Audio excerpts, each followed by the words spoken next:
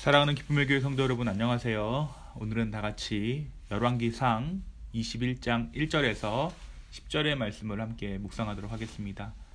제가 여러분들을 위해서 말씀을 들려드리도록 하겠습니다. 21장. 그 후에 이 일이 있으니라.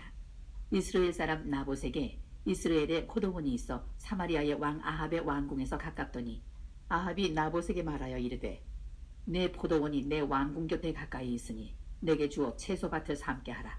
내가 그 대신에 그보다 더 아름다운 포도원을 내게 줄 것이요 만일 내가 좋게 여기면 그 값을 돈으로 내게 주리라. 나봇이 아합에게 말하되 내 조상의 유산을 왕에게 주기를 여호와께서 금하실지로다 하니 이스라엘 사람 나봇이 아합에게 대답하여 이르기를 내 조상의 유산을 왕께 줄 수 없다 하므로 아합이 근심하고 답답하여 왕궁으로 돌아와 침상에 누워 얼굴을 돌리고 식사를 아니하니 그의 아내 이세벨이 그에게 나와 이르되 왕의 마음에 무엇을 근심하여 식사를 아니하나이까. 왕이 그에게 이르되 내가 이스라엘 사람 나봇에게 말하여 이르기를 내 포도원을 내게 주되 돈으로 바꾸거나 만일 내가 좋아하면 내가 그 대신에 포도원을 내게 주리라 한즉 그가 대답하기를 내가 내 포도원을 내게 주지 아니하겠노라 하기 때문이로다. 그의 아내 이세벨이 그에게 이르되 왕이 지금 이스라엘 나라를 다스리시나이까. 일어나 식사를 하시고 마음을 즐겁게 하소서.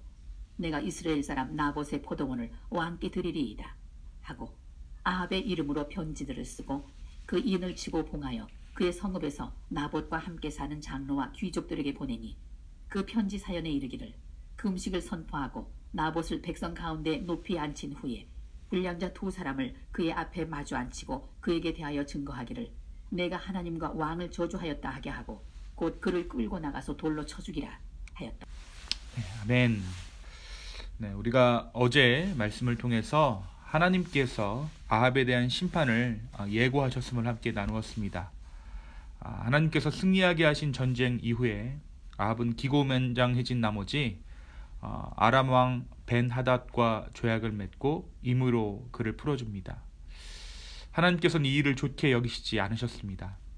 그리고 선지자를 통해 아합의 심판을 예고하셨습니다.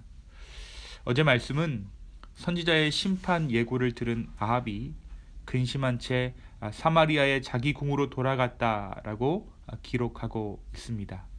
그것이 20장 끝부분의 내용이었죠. 오늘 말씀 열왕기상 21장의 시작은 아합에 대한 이야기로 시작되어지고 있습니다. 아합은 수도 사마리아 외에 이스라엘에도 왕궁을 가지고 있었습니다. 아합은 이스라엘 근처에 나봇이라는 사람의 포도원을 가지고 싶어 했습니다. 다른 사람의 소유에 탐이 났던 것이죠. 그래서 아합은 나봇에게 이 포도원을 팔 것을 제안합니다. 하지만 나봇은 이 포도원을 팔 수가 없었습니다. 나봇이 가지고 있던 이 포도원은 조상 대대로 내려오는 하나님께서 주신 기업이었기 때문입니다. 하나님께서 주신 땅을 임의로 팔 수 없다라는 것이죠. 우리가 어제 말씀 가운데 임의로 포로를 풀어주었던 아합과 대조되는 부분입니다. 그래서 나봇은 이 포도원을 팔 수 없다고 거절하게 됩니다. 이것을 하나님께서 원하시지 않는다라는 것이 나봇의 이유였죠. 결국 나봇의 포도원을 자신의 소유로 삼을 수 없었던 아합은 급기야 곡기를 끊고 몸져 눕습니다. 탐심이 병이 된 것입니다. 탐심이 영혼을 삼키자 자기가 가지고 싶은 것을 가지지 못하면 병이 날 지경에 이르는 것이죠. 우리가 잘 알고 있는 것처럼 아합에게는 아합보다 더 악한 아내 이세벨이 있었습니다. 아합이 몸져 눕자 이세벨은 왜 이렇게 힘들어하느냐라고 아합에게 묻습니다. 그래서 아합은 나봇의 포도원을 가지고 싶은데 나봇이 포도원을 팔지 않는다라고 상황을 설명하죠. 이에 이세벨이 어떻게 반응합니까?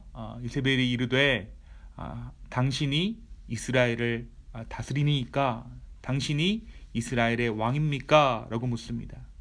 이 말은 왕이면 마음대로 할 수 있다라는 것이죠. 이세벨은 몸져 누운 아합에게 마음을 풀고 먹고 마시며 마음을 즐겁게 하라라고 속삭입니다. 자신이 반드시 나봇의 포도원을 아합에게 주겠노라고 약속까지 하면서 말입니다. 결국 아합과 나봇 사이의 상황을 파악한 이세벨은 조금의 주저나 망설임도 없이 극악한 음모를 꾸미고 실행합니다. 나봇의 성에 사는 장로와 귀족들에게 왕의 인을 쳐서 편지를 보내고 나봇에 대해서 하나님과 왕을 저주했다는 거짓 증언을 할 불량자 둘을 세워 그 죄목으로 나봇을 돌로 쳐 죽이라는 지시를 내린 것입니다. 이렇게 거짓 증언을 할 만한 증인 두 사람을 세웠던 이유가 있습니다. 그것은 다름 아닌 율법 조항에 맞춰서 이 사기극을 벌여야 했기 때문입니다.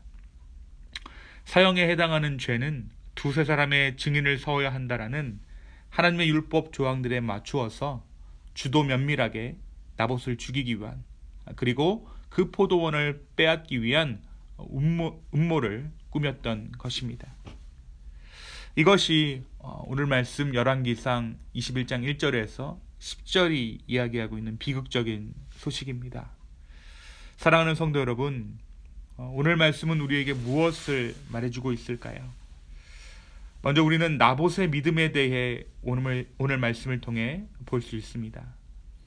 나봇에게 포도원은 단지 재산이 아니었습니다. 땅이야 그저 팔고 사면 그만이지만 나봇에게 있어 포도원이란 믿음이 지켜지는 곳이었고 책임을 다해야만 하는 사명이 숨쉬는 곳이었습니다. 그래서 나봇은 땅이 아니라 믿음과 책임의 마음을 두고 아합에게 함부로 이 땅을 팔지 않았던 것이죠. 우리가 이 땅에 대해서 생각해 보면 출애굽 때부터 이 땅이란 하나님의 약속이 담겨져 있던 것입니다. 조상 대대로 이 땅이 내려져 왔다라는 것은 출애굽 이후에 모세와 여호수아에게 이 땅을 불화받았고 당연히 나봇으로서는 자신의 조상들이 물려진 이 땅을 하나님의 약속으로 받아 지켜야 할, 그리고 자신의 자식들에게 이 땅을 물려줘야 할 사명이 있었던 것입니다. 그래서 나봇은 목숨을 걸고 이 땅을 지켜냅니다.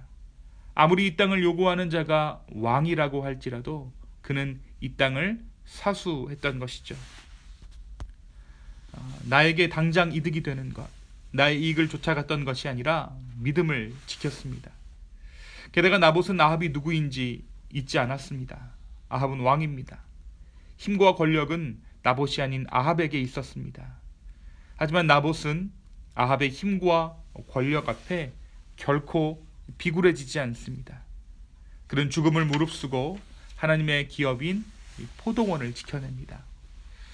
사랑하는 성도 여러분, 오늘 이 나봇의 이야기를 통해 나는 어떠한 가치를 더 중요하게 생각하는지 다시 한번 돌아볼 수 있게 되기를 소망합니다. 나는 나의 신앙과 나의 믿음을 지키기 위해 어떠한 대가를 치르고 있습니까? 나봇이 자신에게 주어진 포도원을 지킨 것처럼 하나님은 오늘 우리에게도 믿음의 청지기가 되라고 말씀하십니다. 우리에게 기업으로 주신 그 믿음을 우리가 지켜내야 하는 것이죠.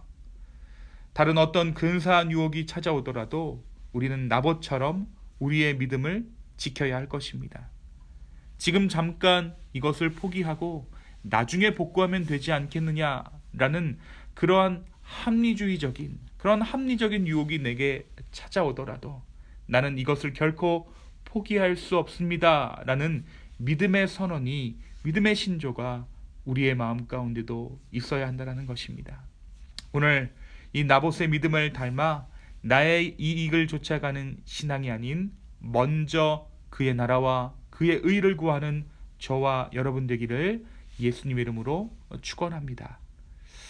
두 번째, 오늘 말씀은 탐심에 대해서 이야기합니다. 우리 십계명의 제 10번째 계명이 있죠. 바로 내 이웃의 집을 탐내지 말라라는 것입니다. 내 이웃의 아내나 그의 남종이나 그의 여종이나 그의 소나 그의 낙이나 무릇 내 이웃의 소유를 탐내지 말라. 바로 탐심에 대한 계명입니다. 하지만 원하는 것을 갖지 못한 아합은 이 탐심으로 인해 병이 납니다. 자신의 욕망대로, 자신의 욕심대로 채우지 못하자 몸이 말을 듣지 않았던 것이죠. 탐심으로 가득 찬 인생이 어떠한 인생인지 우리는 아합을 통해 확인할 수 있습니다. 그의 아내였던 이세벨 또한 마찬가지입니다. 이세벨은 아합이 몸져 눕자 당신이 왕입니까? 라고 묻죠. 왕이라면 모든 것을 가질 수 있는데 그것을 왜 근심하고 있느냐라고 이야기한 것입니다. 이세벨은 원하는 것을 손에 넣고자 수단과 방법을 가리지 않고 심지어 현행법을 피해가는 고조의 범죄 디자인을 실행하고 있습니다.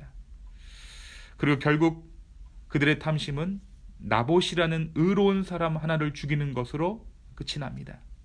탐심이 생명을 삼킨 것입니다. 사랑하는 성도 여러분, 이렇듯 탐심, 욕심은 우리의 생명을 삼킵니다. 우리의 신앙을 삼킵니다. 우리의 인생을 삼킵니다. 그렇다면 언제 탐심이 우리의 삶 가운데 틈을 타서 들어올까요? 그것은 우리가 하나님을 온전히 신뢰하지 못할 때입니다.